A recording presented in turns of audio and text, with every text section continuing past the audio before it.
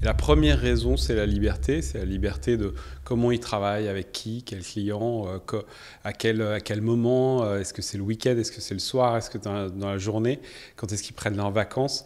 Mais surtout, je crois, le type de projet, c'est-à-dire le fait de pouvoir choisir, je vais sur ce projet avec cette équipe ou j'y vais pas. L'avantage principal de travailler via l'application Uber et la raison première du choix de l'application pour les chauffeurs comme pour les coursiers, c'est la liberté.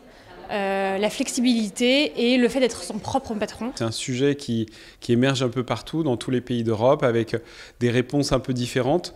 C'est pas mal, je pense, de clarifier beaucoup de choses parce qu'il y a souvent un peu cette ombre de l'indépendant subi, pas choisi, qui existe effectivement, mais qui n'est pas forcément celui en tout cas que nous on connaît, qui est freelance, et celui qu'on connaît aussi qui vient sur une plateforme comme un outil pour finalement trouver plus facilement des clients, plus facilement être payé, et qui n'est pas du tout justement en situation de dépendance d'un employeur qui lui demanderait de devenir freelance, qui est à mon avis la pire des situations, mais qui est finalement aussi la plus rare. L'une des difficultés, c'est l'accès à la protection sociale. Il y a des institutions de protection sociale comme la sécurité sociale qui étaient pensées pour les salariés.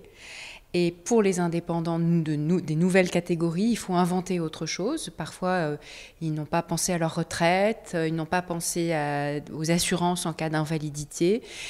Ils ont des nouveaux risques comme l'accès au logement. Je pense qu'il faut aller plus loin sur notamment l'aide au crédit. Aujourd'hui, notamment pour un chauffeur VTC qui souhaite se lancer, acheter un véhicule, créer sa société, c'est des coûts administratifs mais aussi financiers qui sont très lourds. Pour un indépendant, accéder au crédit bancaire, c'est pas forcément évident. Ça, il faut vraiment aller plus loin. Le deuxième aspect, je dirais, c'est l'accès au logement également. Le fait d'avoir un crédit pour acheter son appartement ou sa maison ou bien avoir une garantie pour louer, c'est aussi extrêmement difficile pour un indépendant.